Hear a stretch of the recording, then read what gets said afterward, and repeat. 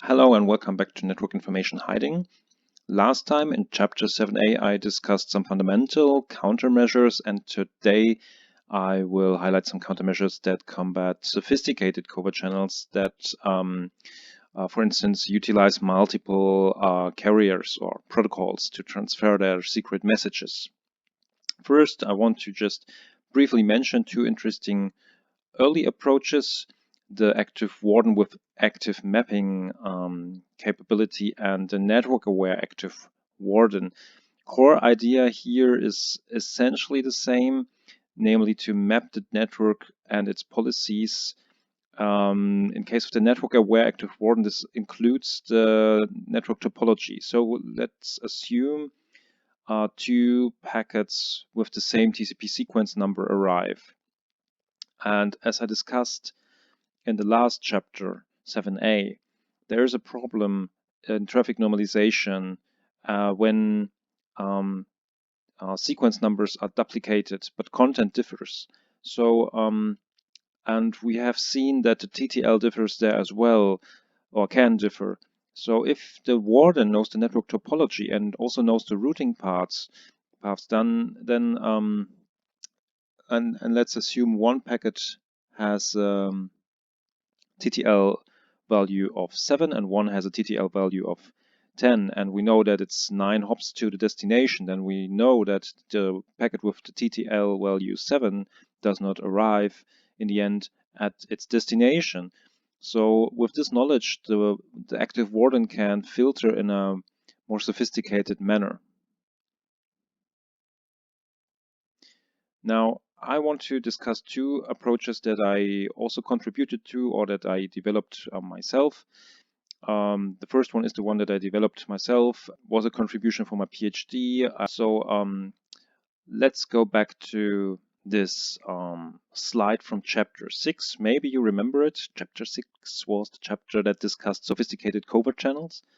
And we have seen two types of so-called protocol switching covert channels. And yes, the terminology was broken there. It's still broken because it changed over time. So there are two types of protocol switching covert channels. Type A is the protocol hopping covert channel, where we embed hidden information in multiple protocols. For instance, the hello world is split into over protocols, packets of different protocols. And for the protocol channel, that is unfortunately also called protocol switching covert channel, we assign a secret meaning to protocols. So we send different protocols, sequences of different protocols to signal hidden meaning. For instance, if we send two DNS packets, then it would be 1010. And if we send two ICMP packets, then it would mean 1111. And this way we can transfer a secret message. The protocol hopping is not relevant in this chapter. Most relevance has the protocol channel. The protocol channel is what we will study in terms of limitation now. So, the Protocol Channel-aware Active Warden, PCAW, is like a gateway that limits the bitrate of such protocol switching covert channels, especially protocol channels. But it also has an effect on protocol hopping covert channels. However, mostly on protocol channels, so the ones that signal information using the protocol value itself.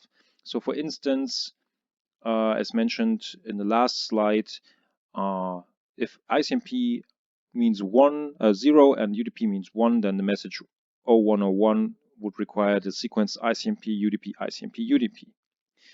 Now, the idea of the warden is to delay packets, but only if they contain a protocol different from the previous one for the same connection. So the same sender and receiver tuple. That means that we need some state holding because we need to cache for every connection the last recently used protocol, and we need to buffer all packets in a cache that we delay because we need to cache them as long as necessary before we delay them. Of course, there's some whitelisting possible. I don't go into that detail now, but in the paper you find some whitelisting rules. For instance, DNS and HTTP often follow, because you first have a DNS request and then some HTTP request. And it's not always necessary to block all these, at least not for the practical environment. So here is a visualization of how the warden would work. Let us assume the input sequence of packets would be UDP, ICMP, ICMP, UDP, UDP, UDP, ICMP. Now, the first packet is always directly forwarded. But now we have a protocol switch because we switch from UDP to ICMP. And that means we would delay the ICMP packet. The next ICMP packet is not causing a protocol switch, so we directly forward it. But the UDP packet does, because the previous packet was ICMP, so we delay the UDP packet. The following two UDP packets are fine because they don't introduce a protocol switch, so they are directly forwarded, and then another ICMP packet is delayed. So this jumbles the packet sequence in a way that we end up with a different message. So the original message is at least slightly broken. We have here in red bold color the errors in the original message content. If the sender wants to transfer a message that is not altered by the warden, then it needs to send rather slow, and this is the goal of the warden, because otherwise the message is jumbled. How can we calculate the bitrate? Well, I used a formula by Cyan Gligor as a basis to come up with a modified version of this. They calculate the bitrate as follows. So with this simple formula, B is the number of bits to be transferred per transaction. So, this is not a network protocol specific or network covert channel formula. This is a very generic thing. It can be between processes, etc. And then you need to consider TR, the transmission time that the time it takes to receive the message, the time it needs to send the message is TS, and CS is the processing time. This is taken twice because sender and receiver need to process the covert data. So I thought, how can we modify this formula in an easy way? For the protocol switching covert channel, we use N protocols. So per packet, we transfer log2N bits. So B is obviously log2N. And now I summed up all the transmission time using measurements and called this a value T. This is, for instance, 0.05 or 0.001 seconds, depending on the network connection. And so the delay is, we introduce some delay that it takes. Delay is like transmission time and some probability of a protocol switch. And if we have N protocols and some random input with uniform coding, then P is obviously 1 minus 1 divided by N, because this is the chance that we switch from one protocol to the other.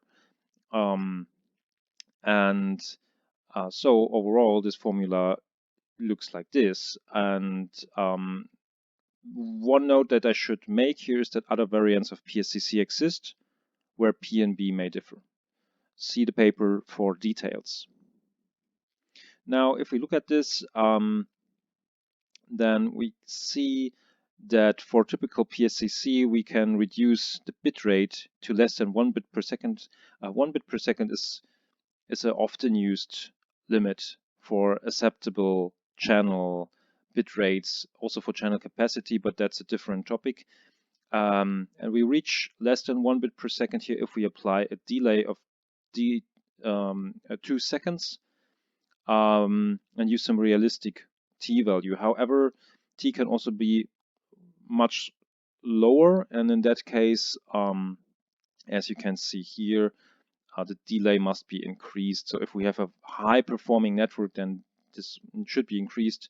This paper is now already 8 years old, so network performance has not decreased since then. It depends also on the number of protocols that you use. So this is for a 2-protocol channel. So if we use ICMP and UDP, for instance, but if we use 4 protocols, the values differ. And then we need to adjust the delay further. But you find more graphs of this style in the paper. So in experiments, this really worked well. However, the attacker could try to determine D and then adjust its own sending behavior so that the warden becomes less effective. So whenever a protocol switch is caused, then the sender could act accordingly to also introduce a delay in the following packets that the attacker sends, while the attacker here is obviously the Covert channel sender. So to combat this, I played around with a random input DR that can even be smaller than D, and still it provides better results. And where in this case every value between 0 and D is equally likely to occur. And the thing here is that if we delay the packets randomly, first of all, the attacker cannot easily deduce the delay. And secondly, and this is also important, packets can overrun each other additionally to the original delay introduced by the warden. So I played around a lot with these things, and I don't want to go into too much detail, but it was quite interesting to study, and the randomized delay in the end performs better while the average delay value is actually lower than in case of a static delay. So this was good, and we also played around with legitimate traffic recordings and legitimate network behavior, and the delays caused on legitimate traffic were always rather low, especially if you have something like if you download an email or upload something via HTTP or download something, then you see the same protocol in many cases. However, we did not consider protocols like data link layer protocols, ARP or something like that, as a protocol switch. So because this would otherwise decrease the performance quite a lot if you have many nodes in the network, because then there are many ARP requests and responses. So that would cause many protocol switches. So this worked really only in a way that protocol switches between an IP sender and IP receiver were considered a protocol switch. So if 2 hosts at the same time use different protocols in the same network, then that's not a protocol switch in this sense. Okay, and the last recent example of warden research that I am aware of, and where also I talk about own work, but I'm not the first author here, is the Dynamic Warden. The Dynamic Warden is designed to combat the null phase. And the null phase is something that I also explained in chapter 6 on the sophisticated hiding methods. As mentioned, the idea here is, let's ignore the Dynamic Warden for now and just consider it as a traffic normalizer.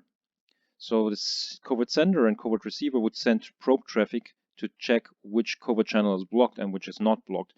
And I introduced in 2012 the intermediate node so that they can announce each other which traffic they will send and can also send back the feedback. So this is very difficult to combat. And our solution to this is the Dynamic Warden. The Dynamic Warden is a warden that is not performing a static filtering in the sense that there's a static rule set. Instead, the normalization rules are randomized. So with a reload frequency FR, we always select some rules that are currently active. For instance, here it's currently rule 3, 4, and probably rule 5, but not rule 1 and 2. So the idea is that CS and CR think, oh, this is currently a blocked channel, but 1 second later it's maybe not blocked anymore.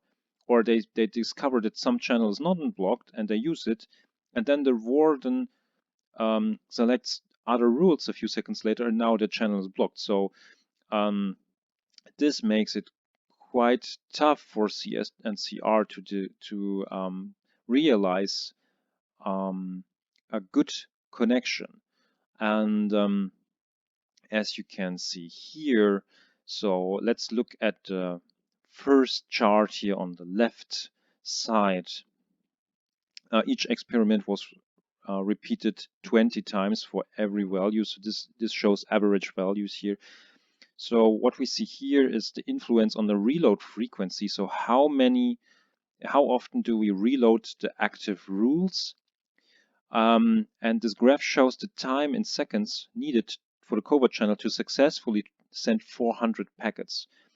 So as you can see, if the reload frequency is high, then the Covert channel sender and receiver need longer to successfully send their packets. So if it's lower, then obviously the things they figure out, so they figure out, let's say the channel so and so is not blocked, then it remains for rather long and they can use it.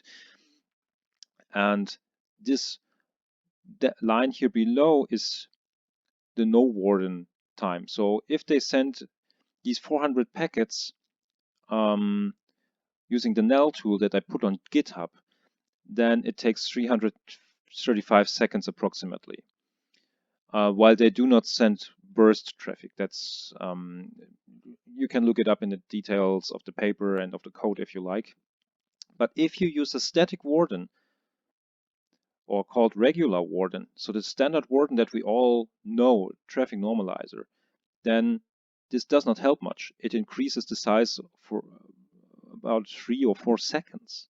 This is nothing because the null phase is adaptive. They just discover which covert channels can be used, and that's all. So we loaded 80%, as far as I remember, 80% of all the covert channel techniques implemented in the covert channel into the regular warden. So 80% of all covert channels that the NEL tool can use were configured to be active in the regular warden.